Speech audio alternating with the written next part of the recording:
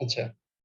তো আমরা যদি মানে Revit এর যে ওয়াল টাইপ আছে বিভিন্ন রকমের, তো আমরা তো প্রিভিয়াসলি যে Revit এর যে ফ্যামিলি বা যে Revit এর যে মডেল কম্পোনেন্ট এটা সম্পর্কে প্রিভিয়াসলি একটু আলোচনা করছি। আ আমরা প্রিভিয়াসলি যে ইয়াগুলা স্লাইড গুলো ছিল, ওগুলা ডেসক্রাইব করা ছিল। সো ওয়ালের ক্ষেত্রে আ যে Revit এ মোটামুটি ৩ রকমের ওয়াল আছে। একটা হচ্ছে বেসিক ওয়াল, স্টেট ওয়াল আর একটা কার্টেন ওয়াল। তো বেসিক ওয়ালটা হচ্ছে একদম মানে নরমাল ওয়াল। আর স্টেক ওয়াল হচ্ছে একই ওয়ালের ভিতরে ২ রকমের কনস্ট্রাকশন প্রসেস, হ্যাঁ? সো আমি যদি এটা দেখি বেসিক ওয়াল মানে জাস্ট একটা ওয়াল বাট এটার ভিতরে বিভিন্ন লেয়ার থাকে। মানে ভিতরে বিভিন্ন রকমের লেয়ার ইনসুলেশন আ বা আ ব্রিক, প্লাস্টার, ফিনিশ, হ্যাঁ? বা এয়ার গ্যাপ এরকম অনেক কিছু মিলে একটা বেসিক ওয়াল হয়, হ্যাঁ? এই যে এটা সেকশন, এলিভেশন প্লেন। আর স্টেক ওয়াল হচ্ছে যে এই মানে একই ওয়াল মানে বেসিক ওয়ালের মতোই বাট ২ রকমের বেসিক ওয়াল। সাপোজ আমি যদি সেকশনটা দেখি, নিচের পার্টটা হচ্ছে ব্রিক ওয়ালের আর উপরটাও আরেক রকমের ব্রিক ওয়াল। ২ টা ২ রকমের ইয়া। আর কার্টেন ওয়ালটা হচ্ছে যে একটু কমপ্লেক্স। এটা হচ্ছে ম্যানুয়ালি ওই যে আ বিভিন্ন প্যানেল, মূলিয়ন, হ্যাঁ? এরপরে যেটা আ আ আ প্যানেল মূলিয়ন দিয়ে মানে গ্লাস বা বিভিন্ন সলিড দিয়ে মানে ম্যানুয়ালি যে ধরনের আ স্টোর ফ্রন্ট এ বা বিভিন্ন রকমের প্যানেলিং করে যে ধরনের ওয়াল গুলো করা হয়, হুম? ওইরকম। তো এর ৩ রকমের প্যাটার্ন এ আছে। তো আমরা এই ৩ রকমের প্যাটার্ন এর মানে ওয়ালেই মানে আজকে একটু দেখব যে কোনটা কিরকম এবং কি প্রতিটারে আমি কিভাবে আমার এভেইলেবল যেগুলো আছে এগুলোর প্রতিটা হয়তোবা আমার যে রিকোয়ার্ড আ আ থিকনেস বা রিকোয়ার্ড যে মানে কনস্ট্রাকশন বা স্ট্রাকচারাল এটা হয়তোবা আমার মতো নাই। সো ওইটার কিভাবে কাস্টমাইজ করে আমি আমার প্রজেক্টে ইউস করতে পারবো ওইটা দেখব। ঠিক আছে? তো আমি Revit এ যাই। তো আমি যদি এই মানে সেইম আগের যে প্ল্যানটা, এই প্ল্যানটারে যদি দেখি, এই যে এপাশে যে ওয়াল গুলো আছে প্রজেক্টে, এই প্রজেক্টের মানে যে ওয়াল গুলো আছে আমি একটু জুম করি। আ জুম করে এটা যদি ফাইন দেই, এখন মানে আরো ভিতরে যে ডিটেইলস গুলো আছে এটা দেখতেছি। তো এগুলা কিন্তু সবগুলো ওয়াল কিন্তু সিম্পল ওয়াল, হ্যাঁ? আমি যদি আ সেকশন একটা কাটিয়ে যে সেকশনে আছে, আমি যদি সেকশন যে একটা সেকশন যদি দেখি, যে ওয়াল গুলো যেগুলো আছে আমি একটু ডিটেইলস টা একটু ফাইন্ড আউট করি। ওয়াল গুলো এগুলো কিন্তু স্ট্রেইট আমাদের যে বেসিক ওয়াল, ঠিক আছে? তো আমি বেসিক ওয়ালটার একটু দেখি। সাপোজ যেকোনো ওয়াল এখান থেকে ওয়াল নেওয়ার পরে এই যে আর্কিটেকচারাল যেকোনো একটা ওয়াল নেই। নেওয়ার পরে এগুলো কিন্তু সব বেসিক ওয়াল, ঠিক আছে? তো বেসিক ওয়াল এই যে এগুলো এভেইলেবল আছে। তো আমি যদি একটা বেসিক ওয়াল দেখি যে এক্সটেরিয়র ব্রিক বা আমার এই প্রজেক্টে যেটা আছে এটাই দেখি। সাপোজ এটা কি এক্সটেরিয়র ব্রিক আ মেটাল স্টাড, ঠিক আছে? এরকম একটা আছে। সো আমি চাচ্ছি যে এই ওয়ালটা আ এটা মানে এটার যে এই টাইপের যে ওয়াল গুলো আছে মানে এই প্রপার্টিস এর বা এটা ইন্ডিভিজুয়ালি এটা বা এই টাইপের ওয়াল গুলাকে চেঞ্জ করতে বা এটা কারেকশন করতে আমি আর এগেইন ড্র করতেছি না। আমি সরাসরি কাস্টমাইজ এ যাচ্ছি। তো আমি এটারে সিলেক্ট করলাম। মানে সিলেক্ট না জাস্ট হোভার করলাম কার্সরটা, ট্যাব দিলাম। মানে যতগুলো আছে এটার সাথে ওয়াল আমি এটা সিলেক্ট করলাম। ৯ টা ওয়াল সিলেক্ট হইছে এবং সবগুলো একই ক্যাটেগরির, হ্যাঁ? মানে এই যে এই টাইপের সেজন্য এটা দেখাইছে। তো এটা সিলেক্ট করা অবস্থায় আমি এই যে পাশে এডিট টাইপ এখানে যদি দেখি এডিট টাইপ এই একটা আ টাইপ প্রপার্টিস এর একটা স্ক্রিন ওপেন হবে। আমি এখান থেকে যে স্ট্রাকচার যেটা আছে এই স্ট্রাকচার এটার ফাংশন হচ্ছে এক্সটেরিয়র ওয়াল। এখানে বিভিন্ন রকমের আছে। আমি চাইলে এটার ফাংশন ইন্টেরিয়র করতে পারি, ফাউন্ডেশন ডিটেইল বিভিন্ন রকম কালেকশন এখান থেকে করতে পারি। মানে এই ওয়ালটার যে ফাংশনটা, ঠিক আছে? তো আমি যখনই কোনো কিছু আমার নিজের মতো করে কাস্টমাইজ করব Revit এ, আমি যদি এটারে এখানে এডিট করি, তো Revit এর এই যে আমার এই লাইব্রেরিতে এটা টোটাল ওভারঅল জিনিসটা কিন্তু চেঞ্জ হয়ে যাবে। বাই ডিফল্ট যেটা ছিল ওইটা আর থাকবে না। সো মানে আমি যদি কোনো কিছু কারেকশন করতে চাই, এটা কি করব? আগে ওইটা ওপেন করব। ওপেন করে এখান থেকে আমি ডুপ্লিকেট করে নিব। এটা এনিথিং মানে যেকোনো ফ্যামিলি আমি যখন কারেকশন করব বা আমার মতো কাস্টমাইজ করব, আমি আগে কি করব? এটা ফ্যামিলি হোক, টাইপ হোক, যাই হোক, আমি আগে এটারে ডুপ্লিকেট করে নিব। ঠিক আছে? তো ডুপ্লিকেট দিলাম। ডুপ্লিকেট করলে আপনার নাম দেই। সাপোজ আমি চাচ্ছি যে এক্সটেরিয়র আ আমার মতো আমি নাম দেই। এক্সটেরিয়র ব্রিক আ 10 ইঞ্চি ওয়াল, হ্যাঁ? 10 ইঞ্চি। যেটা সাপোজ আমাদের এরকম আরকি বা একটা আমি জাস্ট একটা কাস্টমাইজ করতেছি। তা আমি এখন আমার নামে একটা এই যে সিস্টেম ফ্যামিলি আমি বেসিক ওয়ালের ভিতরেই এই যে এই নামে দিলাম। এখন এই যে স্ট্রাকচার এখান থেকে আমি এটার এডিট করে নিব। তো আমি এডিটটা ভালো করে বোঝার জন্য আমি এটারে এদিকে দেই। দেওয়ার পর আমার প্রিভিউটা ওপেন করি। তো এ প্রিভিউ এটা আমার প্লেন ভিউ। এটা কিন্তু প্রিভিউটা কিন্তু জুম ইন, জুম আউট, হ্যাঁ? এখানে যে 2D, 3D তারপর জুম ফিট এগুলো অনেক করা যায়।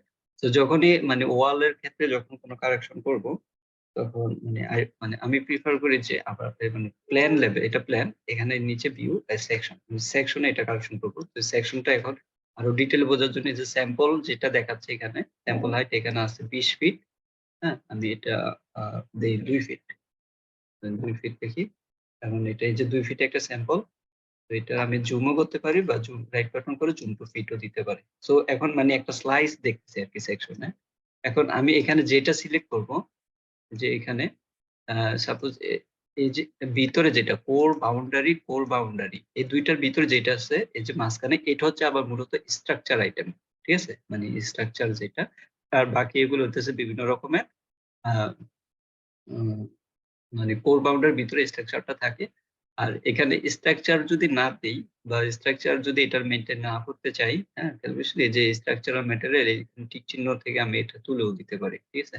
তো এখানে বিভিন্ন রকম আরো ফাংশন আছে। আমি এই যে এগুলা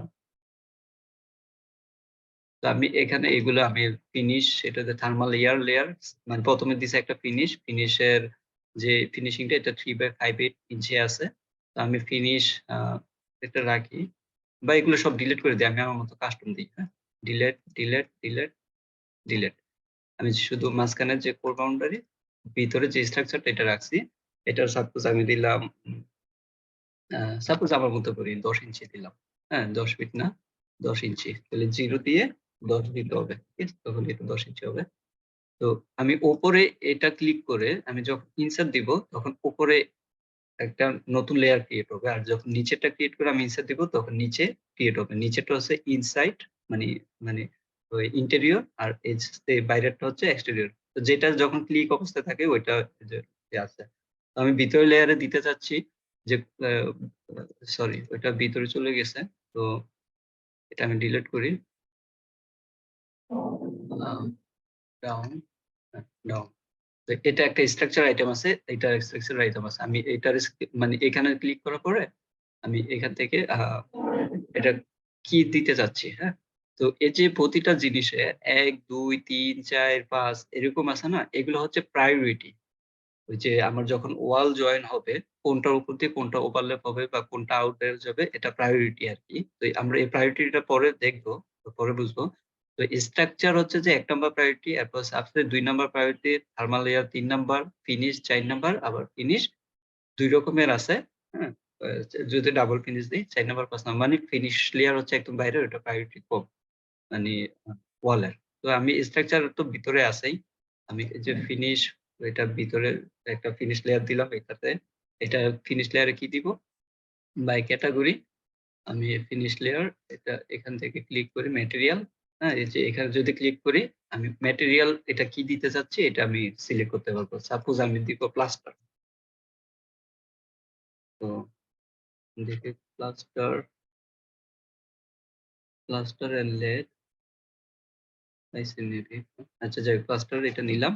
অ্যান্ড দেন এটা যখন নিলাম এটার অ্যাপিয়ারেন্স কিরকম হবে? সাপোজ এই যে আমি এটা একটু বড় করি। অ্যাপিয়ারেন্স গ্রাফিক্স এ এটা কালার মানে শেডিং এ আমার কালার দেখাবে এটা। আর ইউস রেন্ডার অ্যাপিয়ারেন্স আর সারফেস প্যাটার্ন আ মানে ফোরগ্রাউন্ড, ব্যাকগ্রাউন্ড, হ্যাঁ? কাট প্যাটার্ন হচ্ছে যে আমার আ কি বলে ওই প্লেনে, ঠিক আছে? প্লেনে এটা হ্যাচ কেমন আসবে? সো এখন বর্তমানে এটা নো আছে। আমি চাচ্ছি যে সাপোজ যে আমার প্লাস্টারটা আ এরকম টাইপের কিছু একটা থাকুক। জিপসাম প্লাস্টার, ঠিক আছে? এটা ওকে দিলাম জিপসাম প্লাস্টারে। আর আ ব্যাকগ্রাউন্ডে আ এটা হচ্ছে যে আমার সারফেস প্যাটার্ন এ আমি যে বাইরের দিক দিয়ে যখন ওয়ালে আসবে তখন এটা আমি জাস্ট সলিড ফিল দিয়ে দিই। Solid okay, solid fill, background, solid feel.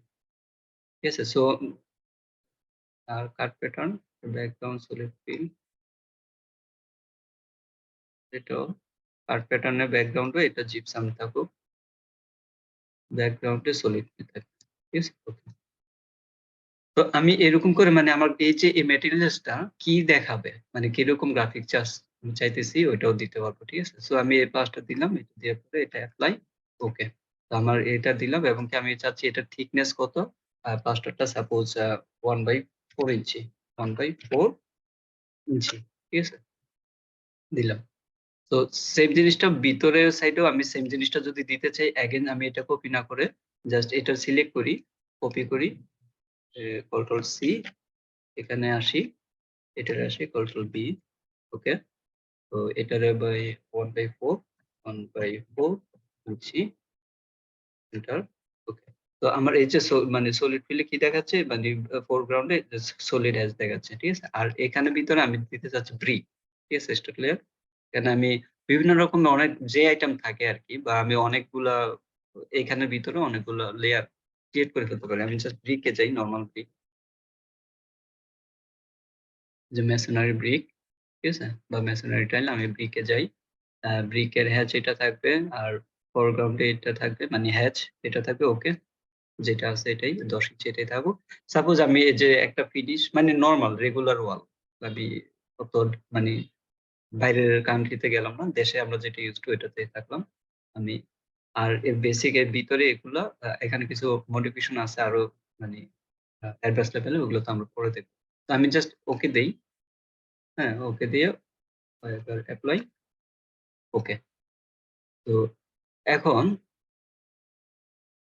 আমি এই যে চেঞ্জটা দেখি যে আমার ওয়াল গুলা এখন কিন্তু নরমাল, এই ওয়ালটা চেঞ্জ হয়ে গেছে। আগে যেটা ছিল সবগুলা ওয়াল কিন্তু চেঞ্জ হয়ে গেছে, ঠিক আছে,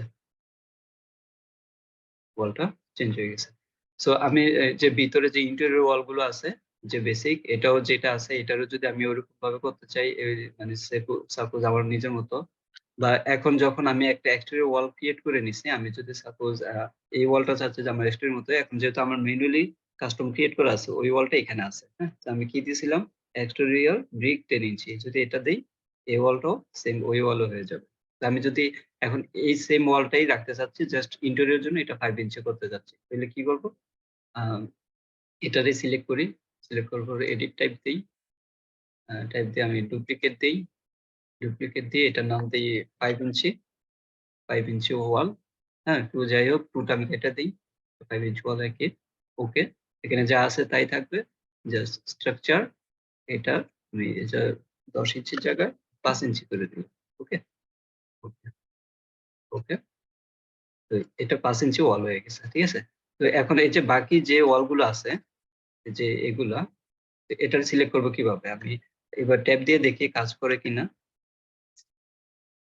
হুম, হুম, আচ্ছা, ট্যাব, ট্যাব, ট্যাব, ট্যাব, আচ্ছা, ট্যাব দিয়ে কাজ করতেছে না, এটা কানেক্টেড থাকতে হয়। তো আমি এটা করব কি, এটা একটা সিলেক্ট করব, রাইট বাটন করে, এই যে সিলেক্ট অল ইনস্টিটিউশন, হ্যাঁ, ইনস্ট্যান্সি। আমি যদি চাই ফুল প্রজেক্টের তাহলে এন্টায়ার প্রজেক্ট, আর যদি চাচ্ছি যে শুধুমাত্র এই ফ্লোরের, তাহলে আমি শুধু ভিজিবল ইন দিস ভিউ, শুধুমাত্র এই এটা চাচ্ছি। আর যদি ফুল মানে পুরো প্রজেক্টে যত এই ওয়ার্ক আছে এটা চেঞ্জ করতে চাই, এখান থেকে জাস্ট আমি এই যে আমি যেটা বানাইছি ইন্টেরিয়র 5 ইঞ্চি পার্টিশন, এবং কি এটার রেটিং 2 আওয়ার, মানে 2 ঘন্টা ফায়ার রেটিং, হ্যাঁ। তো আমি যদি এটা দেই, এখন সবগুলো ইন্টেরিয়র ওয়াল কি হয়েছে, যে চেঞ্জ হয়ে গেছে, হ্যাঁ। এখন গ্রাফিক্সটা আসতেছে না কেন, আচ্ছা, select visible in view, maybe আমি বেসিক বলে এটাতেই নেই, আমারটা কোথায়, উপরে, আচ্ছা এটা, ওকে,